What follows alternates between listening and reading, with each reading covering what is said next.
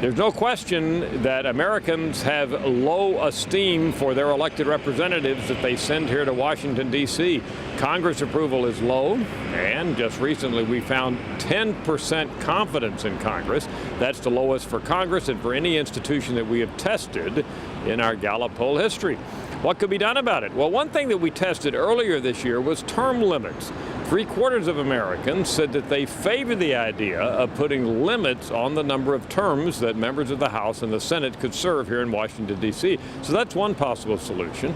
We've been asking about that here at Gallup for many years and found that consistently that Americans favor term limits. But we looked for some other things that could be done, and we explored recently the idea of campaign finance reform. Now, one question that we asked Americans was, would you vote for or against a law that would limit the amount of money that candidates for the House and Senate could spend on their campaigns? And we didn't say a dollar amount. We just said we'll put a limit on it.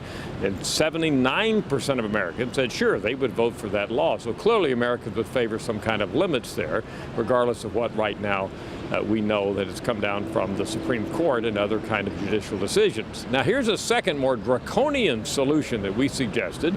Would you vote for or against a law that would establish a new campaign finance system where federal campaigns are funded by the government and all contributions from individuals and private groups are banned? Now, that's pretty strong, is it not? Well, we found half of Americans would favor that. 44% are opposed. One of the reasons favor for that is lower is because Republicans are opposed to it, and that's probably because it involves government. Republicans are against government control. You see Democrats, 60% support it, 48% of independents, and 41% of Republicans. But still, half of Americans would favor that kind of system where the government financed all of campaign activity for the House and the Senate.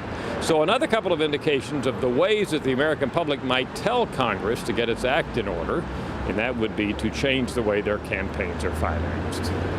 I'm Dr. Frank Newport, Gallup Editor-in-Chief.